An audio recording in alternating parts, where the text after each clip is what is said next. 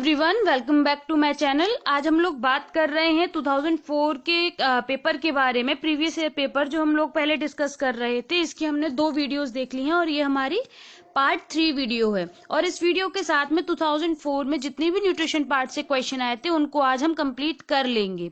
तो इसका मतलब नेक्स्ट जो हमारी न्यूट्रिशन पार्ट से वीडियो होगी वो होगी 2005 में जो पेपर हुआ था उससे।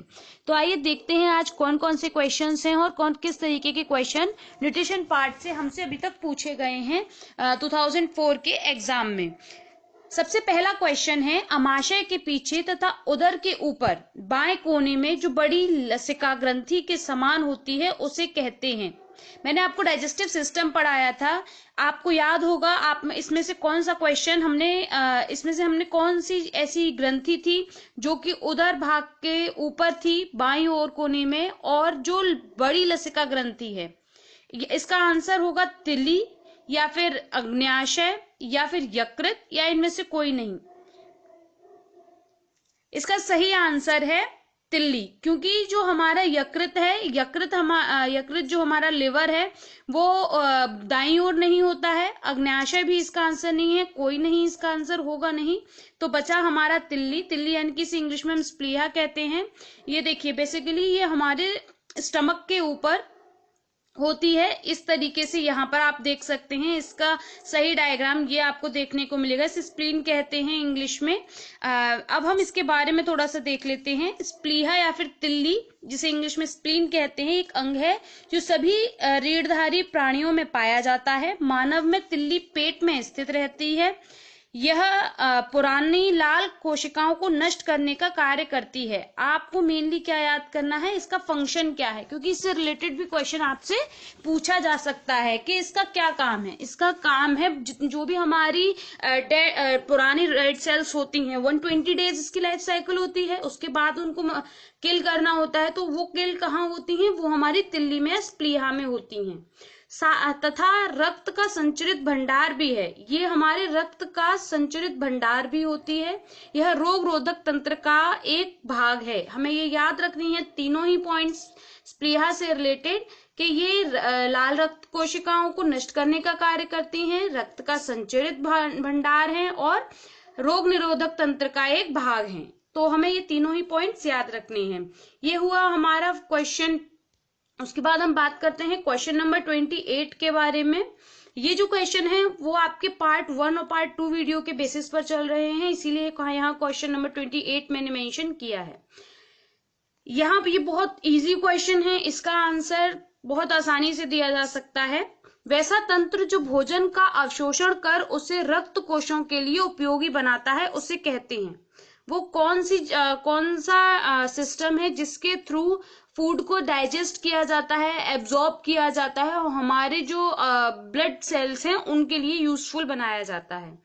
तो इसका क्या आंसर होगा, श्वसन तंत्र हो नहीं सकता, क्योंकि श्वसन तंत्र में इससे रिलेटेड कोई काम नहीं होता है।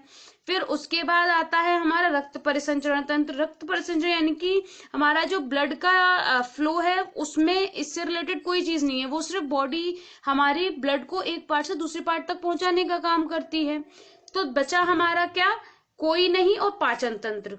तो कोई नहीं इसका आंसर होगा नहीं, क्योंकि हमने ये पढ़ा हुआ है अपनी प्रीवियस वीडियोस में कि हमारे डाइजेस्टिव सिस्टम में जब हमारी इंटेस्टाइन में फूड पहुंचता है तो वहां पर उसका एब्जॉर्प्शन होता है और हमारी बॉडी को उसको एब्जॉर्ब करने के लिए हमारे ब्लड में उसको सर्कुलेट करने का काम वहीं से स्टार्ट हो जाता है। तो इसका सही आंसर क्या होगा, इसका सही आंसर होगा पाचन तंत्र यानी कि डाइजेस्टिव सिस्टम। चलिए बात करते हैं नेक्स्ट क्वेश्चन की, क्वेश्चन नंबर 29। इसका आंसर एकदम डायरेक्ट है और बहुत इजी है। 6 महीने से 2 वर्ष के बच्चों के अस्थायी दांतों की संख्या होती है। इसका आंसर आप मुझे कमेंट सेक्शन में देंगे। बहुत इजी है, क्योंकि हमने जब अपना डाइजेस्टिव सिस्टम पढ़ा था तब उसमें दांतों के बारे में पढ़ा था और हमने अस्थायी और स्थायी दांत दोनों पढ़ते हैं, यानी कि परमानेंट टीथ और मिल्क टीथ के बारे में, या फिर हम कहें मिल्क टीथ और एडल्ट टीथ, दोनों के बारे में हमने अच्छे से पढ़ा था और हमने इसका दांतों का सूत्र भी याद किया था। तो वहां पर मैंने इसके बारे में बताया था। आप इसका आंसर मुझे कमेंट सेक्शन में देंगे। It is very easy question. Next हम बात करते हैं, ये भी क्वेश्चन को हमने अपनी प्रीवियस वीडियो में पढ़ रखा है, जो है क्वेश्चन नंबर 30 और इसमें पूछा गया है सबसे बड़ी ग्रंथि जिसका भार 1.5 किलो है, यानी कि 1.5, यानी कि 1.5 kg जिसका वेट है। अब आप इमेजिन कर सकते हैं, आपको एकदम ही स्ट्राइक कर जाएगा कि इसका आंसर क्या होगा, क्योंकि सिर्फ एक ही हमारी जो ग्रंथि है जिसका भार 1.5 किलो है तथा कोमल लाल होती है, अमाशय के ऊपरी भाग में दाईं तरफ उदर पट के नीचे होती है। कौन सी है वो? इतने सारे क्लूज इसमें दिए हुए हैं कि आपको अगर एक याद नहीं आएगा तो दूसरा आ जाएगा।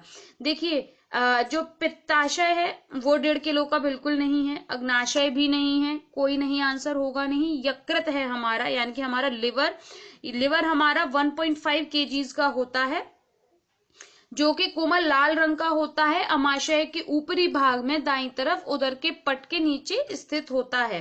आपको, अगर आपने प्रीवियस वीडियोस देखी होंगी तो हमने जितने भी अभी तक प्रीवियस ईयर क्वेश्चन है सभी को कवर किया हुआ है अपने कंटेंट में, तो आप उनको पहले जरूर देखिए अगर अभी आपने वो नहीं देखी है। अगर आपने देखी है तो आपको इनके आंसर्स आते होंगे।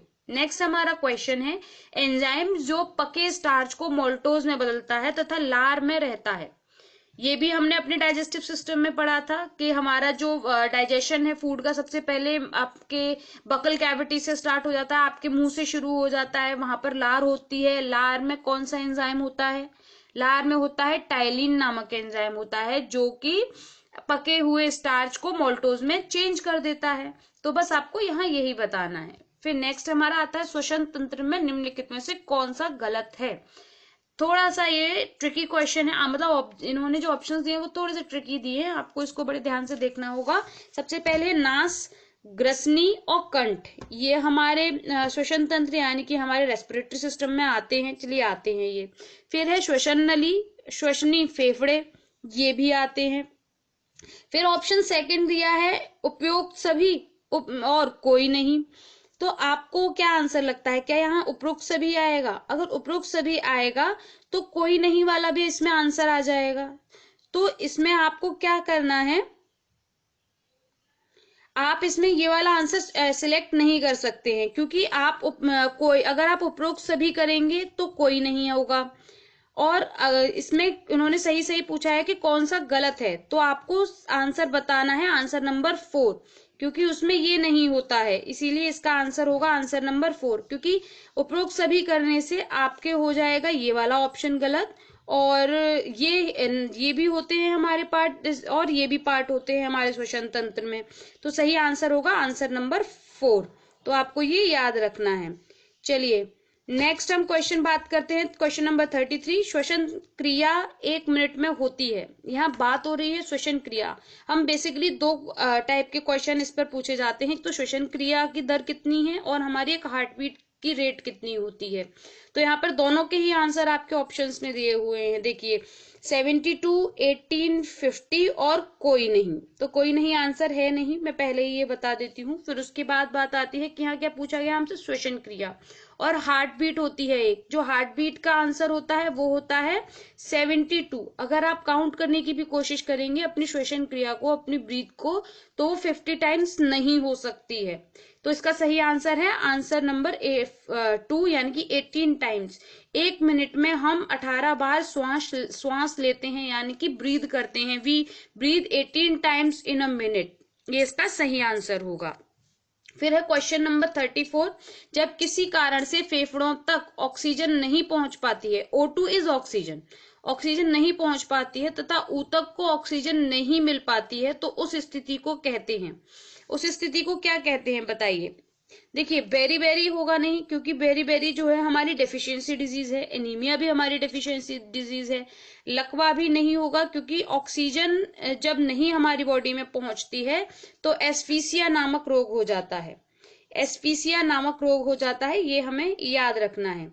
चलिए हमारी ये वीडियो यहाँ एंड होती है, और हमने यहाँ पर अभी तक 2004 के जितने भी क्वेश्चंस थे उनको कवर कर लिया है। अब हम नेक्स्ट वीडियो में बात करेंगे 2005 में जो क्वेश्चन पेपर आया था और उसमें जो न्यूट्रिशन पार्ट से क्वेश्चंस आए थे। आई होप आपको ये वीडियो अच्छी लगी होगी। अगर अच्छी लगी हो तो लाइक करें, कॉमेंट करें, वीडियो को शेयर करें अपने फेसबुक पेज पर, अपने फेसबुक ग्रुप पर और अपने व्हाट्सएप ग्रुप पर, और चैनल को सब्सक्राइब करना ना भूलें अगर आपने अभी तक सब्सक्राइब नहीं किया है। Thank you for watching my video and have a good day. Bye bye.